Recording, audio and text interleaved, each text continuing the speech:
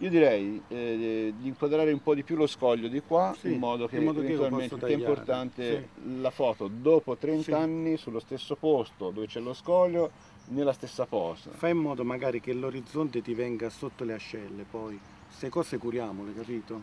L'orizzonte arrivava Sì, la qua. spalla, l'orizzonte ti deve arrivare sulla spalla. Ok, te però nel momento in cui io sto in posa mi devi dire come ruotarmi un po' di più, perché vedi il dorsale Mm, sinistro e destro, cioè se sì, io sto così mi vedi male, se sto così mi vedi di più. ho capito. E a me visto in questo Se modo mi c'era, sembra... sì, qui è tutta una questione di luce.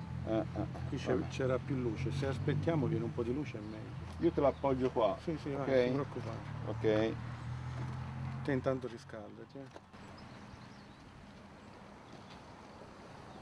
Ci vuole una profondità esagerata. Se vengono un po' a fuoco non importa. Cioè Però che si l'importante, veda lo scoglio. l'importante sono gli scogli Quei a due destra. scogli sono importanti, quelli no.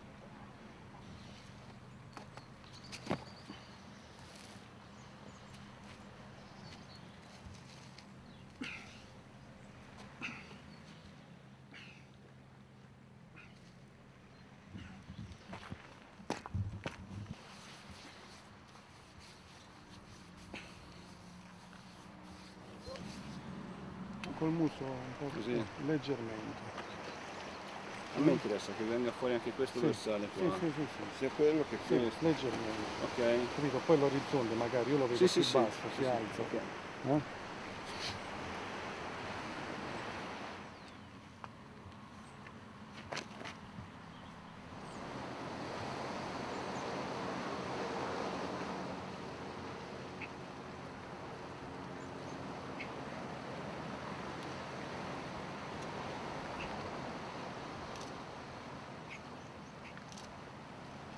Questa è la posa di Steve Reeves, il mostro di bellezza. Bravo, no, come stavi facendo ora? No? Tutto temporale. Un po' più verso il sole, vicino. Bravo, bravo, bravo, bravo. Bravissimo.